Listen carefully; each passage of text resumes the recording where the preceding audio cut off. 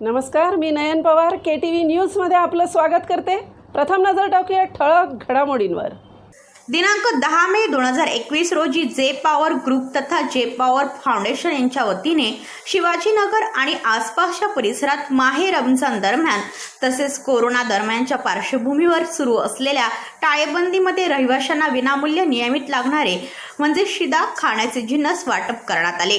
सदर जिन्नस हे वाहनामधून आणून विविध विभाग व रहिवाशी चाळत येथे जे पॉवर ग्रुपचे स्वयंसेवक सदस्य स्वयंस्फूर्तीने या समाज कार्यात खारीचा वाटा उचलत आहेत। या प्रसंगी जे पॉवर ग्रुपचे सदस्य सगीर शेख, इजाज शेख व स्थानिक रहिवाशी आणि जे पॉवर ग्रुपचे अध्यक्ष समीर कुरेशी म्हणजे जम्मो यांनी सदर उपक्रमाबाबत प्रतिक्रिया व्यक्त केली आहे। समीर कुरेशी यांनी गोवंडीमधील पायाभूत सुविधांचा वानवा असल्याचे सांगून शैक्षणिक सुविधांना प्राथमिकता देण्याचे आवश्यक असल्याचेही म्हटले आहे। जर भविष्यात शिवाजीनगर येथे लोकप्रतिनिधी होण्याची संधी मिळाली तर रुपडे पालटल्याशिवाय स्वस्थ बसणार नाही असे ठासून मत प्रकट केले आहे।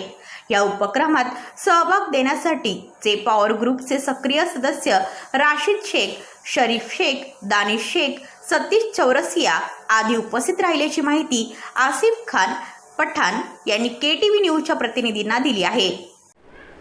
आज हम खड़े यहाँ पे जमी कुरैशी इनके ऑफिस में, वो यहाँ पे समाज सेवा का काम करते हैं। यहाँ पे उन्होंने लोगों को जो मदद की है उसके बारे में हम लोग जानकारी लेते हैं कि कैसे उन्होंने मदद की है और कैसे वो लोगों को समाज सेवा दे रहे हैं। सबसे पहले मैं आपके KTV चैनल का धन्यवाद करता हूँ कि आप लोगों ने इस हमारे काम को आगे तक बढ़ाने की सोची है। और ये जो रमज़ान का महीना है ये बहुत पवित्र महीना है और इसी के साथ साथ हमारे ऊपर एक बहुत बड़ी महामारी का वक्त चल रहा है जिसे कोविड-19 कहते हैं। इस 19 की जो सेकंड लहर है इसमें लोग इतने परेशान हैं, इकोनॉमिकल इतने वो डैमेज हो चुके हैं कि उनके पास खाने के लिए, उनके पास व्यवसाय करने के लिए, अपना घर चलाने के लिए पैसा नहीं है। और सरकार के तरफ से भी जो मदद मिली है, जो सरकार के तरफ से जो राशन, जो चना, ये जो बांटने के लिए जो राशन की दुकान वालों को कहा गया है, वो लोग भी अपना काम बराबर से नहीं कर रहे। इसके लिए हमें ये बहुत ज़रूरी लगा कि इस समय पे हमको लोगों को राशन या उनको कम से कम उनको ईद मनाने के लिए सेवई वो प्रोवाइड करे। हमारी एक छोटी सी कोशिश थी और ये हमारी एक खुशी थी कि हम हमारे लोगों के लिए कुछ कर पाते। इसी के लिए हम लोग ने आज तकरीबन 1000 लोगों के लिए एक किट बनाई है जिसके अंदर सेवई, जिसके अंदर ड्राई फ्रूट्स, जिसके अंदर शीरखुरमा बनाने की चीज़ें और साथ ही साथ उसमें कम से कम 15 दिन का राशन भी है ताकि लोग अपना घर चला सके। हमने एक छोटी सी कोशिश की है और हमारी उम्मीद है कि हम हमारे ग्रुप के, जे पॉवर ग्रुप के लोगों के साथ मिलके आगे भी लोगों के लिए इसी तरह से काम करते रहेंगे। हम लोग अक्सर ये देखते हैं कि कोई जो काम करते हैं वो किसी मज़हब के लिए काम करते हैं, लेकिन आपका जो कार्य है वो मज़हब को छोड़ के काम है, वो किस तरीके का है? सर देखिए, कोई भी मज़हब हो वो दूसरे मज़हब की इज़्ज़त करना सिखाता है, चाहे वो हिंदू धर्म हो, चाहे वो मुस्लिम धर्म हो। और अगर आपको इस देश को महान बनाना है, अगर आपको इस देश को आगे लेके जाना है तो हिंदू और मुस्लिम की जो यूनिटी है उसे हमको आगे लेके, उसे साथ में लेके चलना ही पड़ेगा। हिंदू, मुसलमान, सिख और ईसाई ये हिंदुस्तान के 4 पिलर की तरह है। अगर इसमें से एक भी पिलर कहीं अनबैलेंस हो गया तो ये हिंदुस्तान डगमगा जाएगा। हम लोग अक्सर ये भी देखते हैं कि यहाँ पे जो निवासी लोग हैं वो इनकी सोच है कि आप यहाँ पे जनप्रतिनिधि बनेंगे और जो समाज में गोवंडी की जो छवि है जो चरमरा गई है उसके बारे में आप क्या कहोगे अगर आपने लोगों को, जो लोगों ने आपको चुना गया है? तो देखिए, मैं सबसे पहले धन्यवाद देता हूँ उन लोगों का जो मुझे इस लायक समझते हैं कि मैं कुछ आगे बढ़ के कुछ कर सकता हूँ। और हमारी कोशिश रही है कि हम लोग बेहतर से बेहतर कुछ कर सके, लोगों की सेवा कर सके। एजुकेशन के फील्ड में भी हम लोग कई सारी चीज़ें करते आए हैं। लोगों की आज हम लोग जो चीज़ कर रहे हैं, आज हम लोग लोगों की सेवा राशन बांट के कर रहे हैं, ये एक अलग पार्ट है। लेकिन मुझे लगता है कि आपको अगर गोवंडी की छवि को सुधारना है, अगर आपको गोवंडी को आगे बढ़ाना है, यहाँ के लोगों को आपको शिक्षित करना पड़ेगा। अगर आपको गोवंडी की जो ब्लैक चेहरा है, गोवंडी का जो काला चेहरा है, उसको आपको सही करना है तो मुझे लगता है उसका सिर्फ़ और सिर्फ एक ही माध्यम है और वो है एजुकेशन। आपको मैं बताते चलूँ कि हमारे वार्ड नंबर 136 में कोई भी सरकारी स्कूल नहीं है। जिसके बाद हमारे पास 2 ITI सेंटर थे, एक रोड नंबर 12 पे प्लॉट नंबर 37 के सामने और एक उमर खाड़ी में, जिसमें से एक जो है वो शादी का हॉल बन गया था और दूसरा जो अभी डिस्पेंसरी बन गई। हमें फोकस करना पड़ेगा एजुकेशन पे। हमें देखना पड़ेगा कि हमारे जो बच्चे हैं वो 10वीं के बाद कितने बच्चे आगे जा पा रहे। हमें देखना पड़ेगा कि हमारे बच्चे 12वीं के बाद कितने बच्चे आगे जा पा रहे। मैं आपको बताऊं, 10वीं के बाद जो बच्चे आगे जा पाते हैं उनका परसेंटेज है 50 और 12वीं के बाद जो बच्चे आगे कंटिन्यू कर पाते हैं उनका परसेंटेज है 30। मतलब हमारे गोवंडी के 100 में से 30 बच्चे ही 12वीं के आगे जा पाते हैं। हमें कुछ ऐसा सिस्टम बनाना पड़ेगा, हमें कुछ ऐसे कदम उठाना पड़ेगा कि हमारे बच्चों को हायर एजुकेशन तक लेके जाए। 12वीं के बाद उनको हम गाइड करें कि उनको क्या करना है, कौन से बच्चे का इंटरेस्ट किस चीज़ में ज़्यादा है, उसको किस फील्ड में आगे जाना है। जो बच्चे हैं वो भेड़ बकरियों की तरह एक के पीछे एक चले जाते हैं। यहाँ कोई सेंटर नहीं है, कोई ऐसा गाइड करने वाले कोई लोग नहीं हैं कि वो बच्चों को बताए कि भाई आपका एंट्रेंस और आपका इंटरेस्ट इसके अंदर ज़्यादा है, आपके मार्क्स इसमें ज़्यादा है तो आपको साइंस में जाना चाहिए, आपको कॉमर्स में जाना चाहिए, आपको आर्ट्स में जाना चाहिए। हमारे यहाँ जब तक बच्चे यहाँ के डॉक्टर नहीं बनेंगे, जब तक यहाँ के बच्चे इंजीनियर नहीं बनेंगे, जब तक यहाँ के बच्चे वकील नहीं बनेंगे, जब तक यहाँ के बच्चे आगे जाके पायलट, पुलिस ये सब नहीं बनेंगे, तब तक हमारे गोवंडी का काला चेहरा दूर नहीं होगा। मैं चाहता हूँ कि यहाँ की जो सरकारी स्कूलें हैं, चाहे वो हिंदी मीडियम हो, उर्दू मीडियम हो या मराठी मीडियम हो, उन सरकारी स्कूलों का यहाँ के बच्चे पूरा फ़ायदा उठाए। आप देखेंगे कि सरकारी स्कूलों का जो स्ट्रक्चर है वो किसी का 20 करोड़ का बना है, किसी का 30 करोड़ का स्ट्रक्चर बना है, लेकिन उसके अंदर पढ़ने वाले बच्चे किसी में 500 है, किसी में 700 है। मतलब उसका जो स्टैंडर्ड है वो इतना गिर गया है कि लोग सरकारी स्कूल में अपने बच्चों को भर्ती करना भी नहीं चाहते। अगर आपको सरकारी स्कूल का स्टैंडर्ड बढ़ाना है तो मैं BMC से, मैं मुंबई महानगर पालिका से मांग करता हूँ, मैं सरकार से मांग करता हूँ कि अगर आपको सरकारी स्कूल का स्टैंडर्ड बढ़ाना है तो जितने भी टीचर सरकारी स्कूल में पढ़ाते हैं, आप एक प्रावधान लाइए, आप एक GR लाइए कि जितने भी स्कूल में टीचर पढ़ाती है उनके बच्चे भी सरकारी स्कूल में पढ़ना चाहिए। मुझे लगता है कि जो बच्चे जब उन टीचर्स के प्रोफेसर के जब बच्चे सरकारी स्कूल में पढ़ेंगे, तब मुझे लगता है कि वो पर्सनली उस पर ध्यान देंगे अपने एजुकेशन सिस्टम पे और उसका वो जो स्टैंडर्ड है उसको बढ़ाएंगे।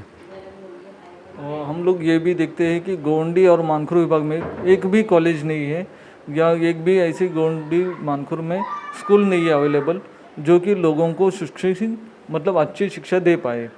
इसके बारे में सर, ये तो हमारा बहुत बड़ा दुर्भाग्य है कि हमारे गोवंडी में कोई ऐसा कॉलेज नहीं है और हम उसके लिए कोई जद्दोजहद करते हुए नज़र भी नहीं आते। अभी वार्ड नंबर 138 में एक गार्डन है, वो गार्डन को हमारे एक दोस्त है, उन्होंने इंक्रूजमेंट से उसको आज़ाद करवाया है। हमने मांग की थी कि वहाँ पे गर्ल्स कॉलेज का निर्माण किया जाए। बहुत ज़रूरी है, अगर गोवंडी को आगे बढ़ाना है तो यहाँ पे स्कूल्स होना चाहिए, यहाँ पे कॉलेज होना चाहिए। यहाँ के जो भी एजुकेशन से रिलेटेड लोग हैं उनकी एक समिति बनाना चाहिए ताकि वो कुछ अच्छी राय दे सके।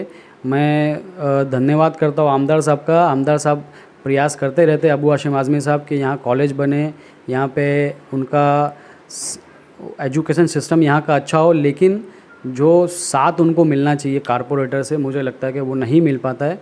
मुझे ऐसा लगता है कि कुछ लॉकडाउन के अंदर लोगों ने एक दूसरे की मदद की, तब हम लोग एक दूसरे को संभाल पाए, वरना हमारे देश का जो एडमिनिस्ट्रेटर है, हमारे देश का जो सिस्टम है वो चरमरा गया है। इस सेकेंड लहर में, इस कोविड की सेकेंड लहर में अगर हिंदू मुसलमान एक होकर एक दूसरे का साथ नहीं देंगे तो मुझे लगता है कि ये देश बर्बाद हो जाएगा। हिंदू मुसलमान की एकता ही हम लोगों को बचा सकती है। हम अभी ये सुन भी रहे कि जो कोरोना की तीसरी लहर है, तो लोगों को आप क्या संदेश देना चाहोगे कि लोग जो तीसरी लहर है उसको कंट्रोल में कर पाए या तो खुद का बचाव कैसा करें? देखिए सर, जो तीसरी लहर है, जहाँ तक मुझे जानकारी है, ये जो लहर है ये बच्चों को इफ़ेक्ट करेगी। तो मैं सारे लोगों से ये कहना चाहता हूँ कि वो बच्चों पे, ख़ास तौर से बच्चों पे ध्यान दे और वो केयर करें अपने बच्चों की। और आप देखिए जब से लॉकडाउन लगा है कि हम हमारे बच्चों पर ध्यान नहीं दे पा रहे। बच्चे एक कैद की तरह अपने घर में कैद हो चुके हैं। वो उनकी जो एजुकेशन है वो भी वो जूम पे या कोई भी और सॉफ्टवेयर पे, वो अपने जो स्कूल्स के जो सॉफ्टवेयर है उस पर कर के वो बच्चे अपने घर में खुद ही असहाय और बीमार महसूस कर रहे हैं। हमें ज़रूरत है कि हमको हमारे बच्चों पे ध्यान देना चाहिए। कोविड की जो तीसरी लहर है वो बच्चों को सबसे ज़्यादा इफ़ेक्ट करेगी, और उसी के साथ साथ जो बुज़ुर्ग है, जो हमारे लोग हैं, उन्हें भी ध्यान देना पड़ेगा, उन्हें मास्क लगाना पड़ेगा। जो कोविड की तीसरी लहर है उसमें तो हमको डबल मास्क का यूज़ करना पड़ेगा। घर में रहना चाहिए, हाथ बार बार धोए, सैनिटाइज़ करें और अपना ख्याल खुद रखें। हम ये भी अक्सर देखते हैं कि जो युवा वर्ग है वो अलग अलग जो नशा है या अलग चीज़ें हैं उस मार्ग की ओर जा रहे हैं, लेकिन आपके जैसे युवा वर्ग है जो समाज सेवा में खुद को ढकेल दे के समाज सेवा कर रहे हैं, तो ये किसमें अक्सर अलग सा है? देखिए सर, इस चीज़ का मैं ज़िम्मेदार एरिया के जो वो लोग हैं जिनको समाज ने, जिनको ऊपर वाले ने बेहतर बनाया है, मैं इसका ज़िम्मेदार उन लोगों को मानता हूँ, क्योंकि वो आगे बढ़ के लोगों की मदद, लोगों को रास्ता नहीं दिखाते हैं, जिसके वजह से युवा जो हमारे हैं वो रास्ता भटक जाते हैं। आज आप देखेंगे कि हमारे जो नौजवान लोग हैं वो नशे की तरफ ज़्यादा जा रहे हैं, लेकिन उनको एक प्लेटफॉर्म की ज़रूरत है। अगर हमारे जो समाज सेवक है वो युवाओं के ऊपर काम करे, वो एजुकेशन के ऊपर काम करे, तब जाके हमारे जो युवा है वो उनसे प्रेरित होकर, उनसे कुछ प्रेरणा लेके उनके जैसा बनने की कोशिश करेंगे। लेकिन आप देखेंगे कि हमारे जो समाज सेवक है वो आपको सिर्फ खिचड़ा बनाने और शरबत बनाने और कोई भी जो धार्मिक प्रोग्राम है वो करने के टाइम दिखते हैं। मैं चाहता हूँ कि जो भी समाज सेवक है उनका ये कर्तव्य बनता है कि वो एजुकेशन के लिए कुछ काम करे। जब वो एजुकेशन के लिए काम करेंगे तो एक 15-16 साल का जो नौजवान बच्चा है वो 12 पास होने के बाद कुछ अच्छे जगह जाने की कोशिश करेगा, ना कि वो नशे की तरफ जाएगा। ये जो एजुकेशन सिस्टम को बेहतर से बेहतर बनाने के लिए कुछ सलाह मशवरा दे सके।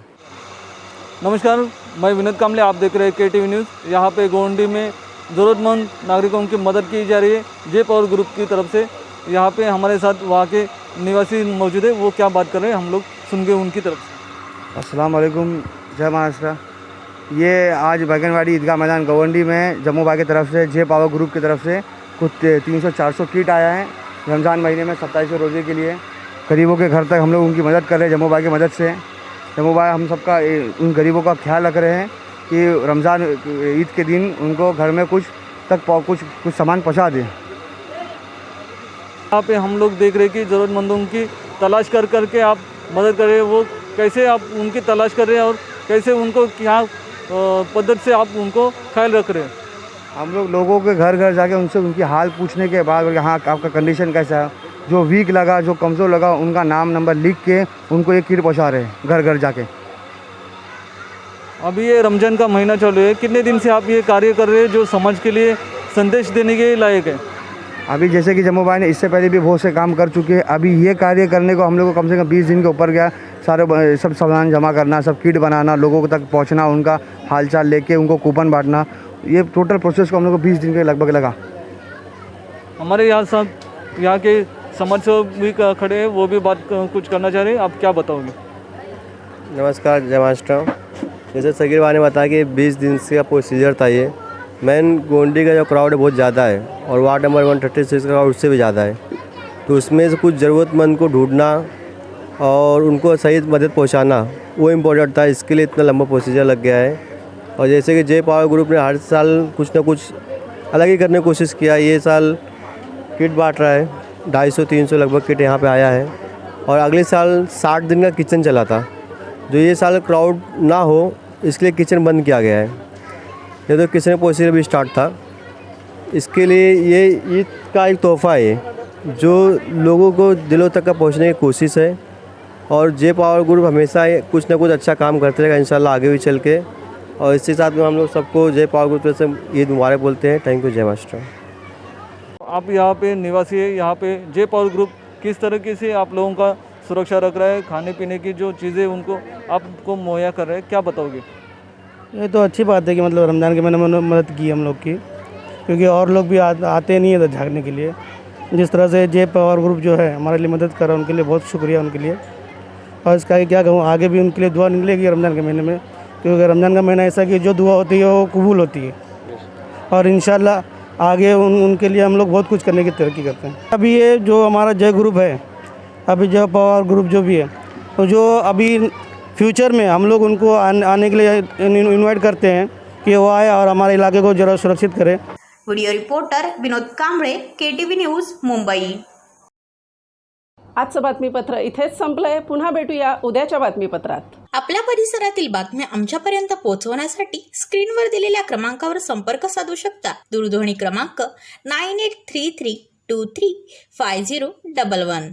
त्याचप्रमाणे अधिक माहितीसाठी स्क्रीनवर दिलेल्या KTV न्यूजच्या ईमेल ID वर देखील संपर्क करता येईल.